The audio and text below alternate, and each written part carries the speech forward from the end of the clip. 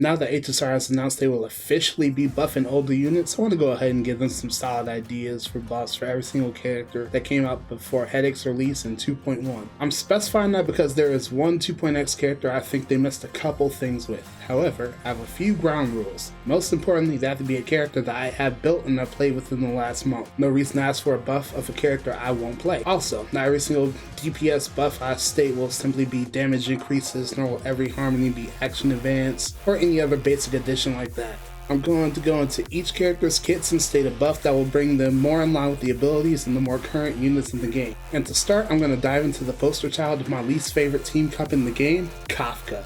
Kafka's skill is the cornerstone of her kit, and I think it should pair better with Black Swan's skill. So simply making it able to hit all 5 enemies on the field at once is a solid buff.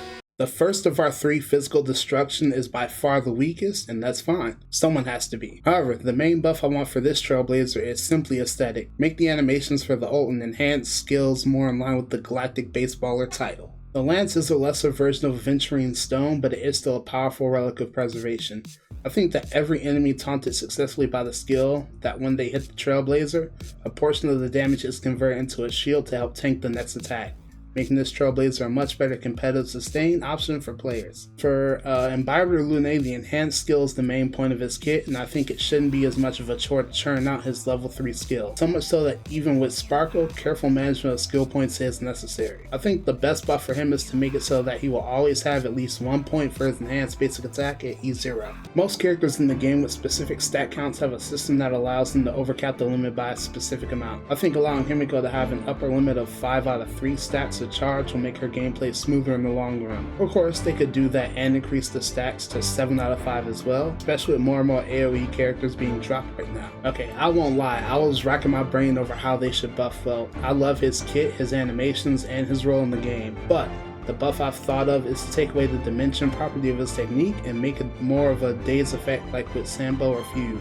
If you have any better ideas for this one, do let me know. So Asta is the character who truly got me into the break meta way before Ruin May came out, and the buff I want for her is to make her more of an F2P option to use in place of Ruin May. When her skill hits 3 or more enemies, each of the enemies that receive toughness damage are implanted with a break vulnerability that increases break damage by an extra 15%. Pairing her with Fugue in the team helps one to generate both vulnerability and defense reduction. I think that's pretty sick. Natasha is the first healer and the very first character in the game to be declared my #1 for a long stretch of time. Natasha provides ample healing, but the downside is that without her burst, it is single target. My buff for Nat is that she can now heal everyone on the team at once. However, her cleanse only applies to the unit with the lowest HP at the time she uses her skill. This maintains the established power level between her and all of the 5-star healers without her being entirely inferior to Lynx in that regard. So for Sushang, I'm gonna give her one minor change on top of the buff I'm actually gonna give her, and that is to change one of her trait stats to break effect. So Sushang is a solid 4-star break DPS, and giving her that slight boost would be nice. Additionally, aside from its hilarious picture, her E6 is laughable. I would change it to say that when an enemy that was weakness broken by Sushang recovers their toughness bar, she immediately launches an attack that has 25% increased weakness break efficiency.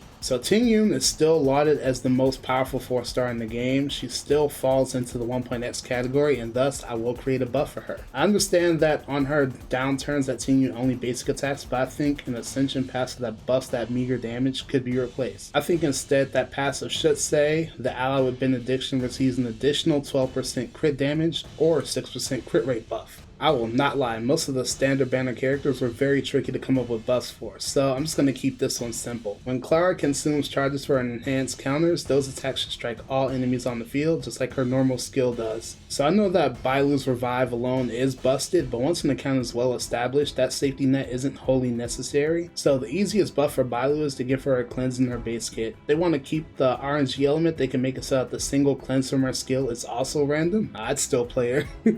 So Yanqing actually was the easiest standard banner character to buff. Pretty much just make it so that his follow-up attack always procs when his Soul Steel Sync is active. It'll go a long way to improving his gameplay, especially if paired with Aventurine. So Gepard is a solid sustain with a powerful shield provided by his ultimate. This buff I have in mind is to expand his team rosters. I plan to change his Ascension 6 passive to this. When enemies strike the shield provided by his ultimate, they are inflicted with the Wild Ice debuff, which increases damage dealt by follow-up attack by 10%. This gives him better synergy with my Dr. Ratio and Yanqing buffs. You'll see the Dr. Ratio buffs a little bit later. So Bronya is still to this day one of my favorite characters and supports in the game, mainly because she is a very powerful single target buffer, and the hunt being my favorite path benefits greatly from her presence. Unlike characters like Ruinmei and Robin who are better at team-wide buffing, I would change Bronya's ultimate to be an even greater single target buff to pair with the Sacerdoce's relic set. Her new ultimate would be increase the attack of one ally by 45% and increase their crit damage equal to 20% of Bronya's crit damage plus 10% crit rate. This is better to consolidate a majority of her buffs into one target, whether that be Seele, Topaz Ratio, or any other crit-based DPS. Now that I've concluded my business with the standard banner buffs, it is time to go on to Dr. Ratio. And obviously I know that Ratio's best team is the same as Fei Xiao, but I've always focused more on the debuff aspect of his kit than just the follow-up attack. So this buff is to combine those two to be much more efficient and to bring my fave team to play him into a new level. For this buff, I wanted to change his Ascension 6 passive to have the following effect. Anytime a debuff is inflicted on an enemy, Dr. Ratio instantly fires a follow-up attack. When multiple enemies are inflicted with debuffs from the same attack, Dr. Ratio will target the enemy with the most debuffs. This effect can trigger one time per ally until Dr. Ratio's next turn. For Serval, pretty much just make her a true erudition. Her skill should hit all 5 enemies at once. Additionally, I gotta change her underwhelming Ascension 6, but I'm gonna be funny with it. When Serval is protected by a shield, she can ignore 15% of the enemy's defense. This so she and Gepard can work with Kafka in a new and unique dot team based on the buffs I've given them. So a lot of my ideas that have come to change Ascension passives pretty much came from my one homie. He hates Jingliu's Ascension 2 passive. However, out of spite, that's not the buff I'm giving my secondary general. One of the earliest concerns regarding Jingliu was when he would be CC'd. While having partners like Xuan solves that, I think it's better for F2P players if he doesn't suffer a damage loss because of that. I think that whenever Jingliu is CC'd, the Lightning Lord should immediately take action, dealing 30% less damage, but cleanses Jingliu of the debuff and advances his action forward by 15%. This frees up Jingliu teams to focus more on hyper carry supports, even though Xuan is still a solid hyper carry support. So Nihility has a very nebulous role in the game, from debuffers to dot, straight up buffers and DPSs. There's no clear frame of reference. So what I'm going to do for Luka is to increase the number of enemies he can attack with his basic attack, skill, and ultimate all to 3. His scaling is going to increase to be more in line with other 4-star damage dealers. In this case, I choose to make him deal damage closer to Moza. And now to tackle the poster child for power creep in the HSR community. Jingliu's biggest issue IMO is how her enhanced state works and how only 3 units in the game help her to maintain it. Now, while it's entirely possible to have all 3 of them in addition to Jingliu, I want to give her a buff that makes her stronger and opens up her team options. As someone who will never pull for Sunday or Huohua, I think this proposed change is worthwhile. I think that stats for enhanced state should work similarly to how Moza's work with a countdown to 0. I think when she uses her ultimate, she should gain a total of 5 out of 5 with an overflow cap of 8 out of 5 stats that allow her to use her enhanced stats to tick down once at the start of each of her turns. With that alone, she would need all 3 energy funnelers to keep her enhanced state 100% of the time, allowing her teams to diversify and thus making her a more well-rounded DPS. I refuse to buff Ruinmei. I'm not gonna lie, Hanya is a forgotten Harmony character by the community at large, but not with my buff. Well, she'll probably still get shafted, but I'm gonna try and make her feel worth it in your eyes. Hanya is a speed scalar's wet dream, and with the Sacerdoce's set, she can supply crit damage on top of speed and attack. The one thing I would change about her skill is to take away the debuff aspect and instead turn it into a single target buff. It'll operate the same with each hit that the target ally lands, recovers a skill point, but additionally increases their all-type res pin by 12%.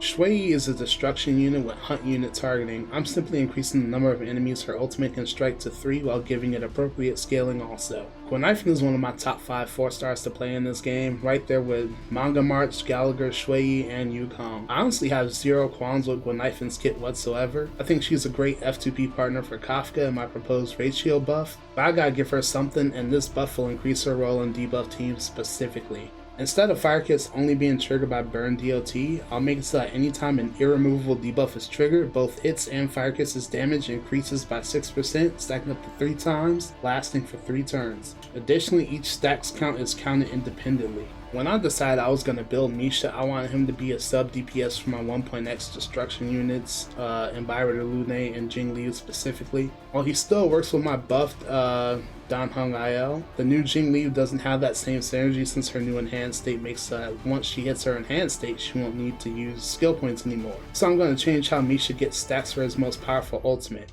Anytime an ally uses skills or an enhanced basic attack or skill to deal damage, he gets 1 stat, short, sweet, simple. Black Swan's Arcana stacks are difficult to maintain without her ultimate to keep them up, and with her ultimate cost, it almost feels necessary to use Wohua, which I stress isn't a bad thing. However, I think the buff I would give Black Swan would be that her Arcana stacks last 1 turn longer normally, or that her ultimate costs lower. I have no real desire to have one of these over the others, so you can let me know which buff you'd like for her, even if the one you have in mind is different. For Sparkle, just straight up give her 100% action advance. I know I said I wasn't going to give such uninspired buffs, but it's the biggest glaring weakness with her current kit in my eyes. Okay, so I know that I joked about the Ruin Mei thing, but she and Fushu are 2 of 3 characters in the 1.x cycle that do not need to be buffed, at least in my opinion. But for the sake of the video and the fact that I actually love Fushu, here we go. The one-time CC prevention she offers should instead be 1 time per ally until she recasts her skill. Overkill, right? Like I said, she does not need a buff. Seele.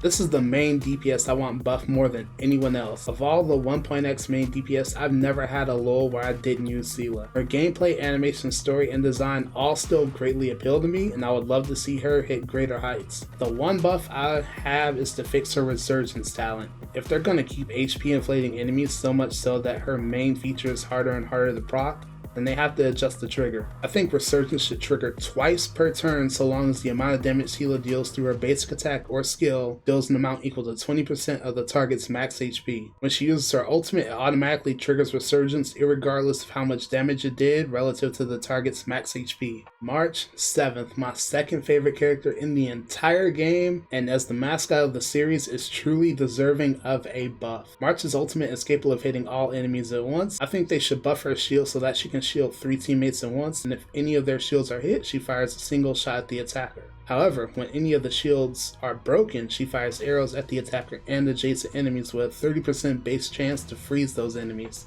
Alright, so this is it. Topaz is the third character from 1.x that I'm also fine if they never buff. When she and Kafka released with how their kits function, they were set up to be future-proof so long as more characters in their archetype were released. 2.0 started off good for Kafka, but her stocks froze soon after that. Topaz has had so many good partners drop since her 1.4 debut, all the way from ratio to facial. I have never once felt like Topaz was underperforming on my account, even before I got her to E2. If they buff her at all, I just want them to give her that one missile attack from her trailer as an enhanced skill or basic attack. Now, veterans of the channel will probably know who the last 2 on my list are. I'll talk about both of these characters plenty in my videos, specifically their shortcomings in comparison to the rest of the cast in their respective paths or abilities. Yukong is my favorite Harmony character in the game. I love her to death. Yukong provides one of the single greatest buffs in the game, but with the drawback that the duration ticks down whenever anyone in the party takes a turn and not just her. When they buff her, they should make it so that the buff duration only ticks down on her turn. That will instantly propel Yukong in the heights that her best friend Tingyun saw when the game first dropped. And this is the single most ruined character in terms of pull value since release. Silver Wolf has insane debuffing potential locked behind her single target damage. On top of that, her main thing of implanting weaknesses isn't even that special anymore. Firefly and Booth can both implant their own weakness. Rome and Fugue both make shredding weakness bars trivial, and Headache, Shui, Facial, and Rappa can all ignore weakness bars via their ultimates. Since it's impossible to make Silver Wolf's weakness implant the star of her kit and make her viable again, I'm again going to tackle the debuffing aspects like with Ratio. I think Silver Wolf should follow the trend of Kafka's original targeting, her skill affecting 3 and her ultimate affecting all enemies. And in place of the weakness implant, I will want Silver Wolf to lower the elemental res of the enemy corresponding to the element of the ally in the first team slot. So for example, if Seele is first, then she lowers Quantum res. If Frey shields first, she lowers imaginary res.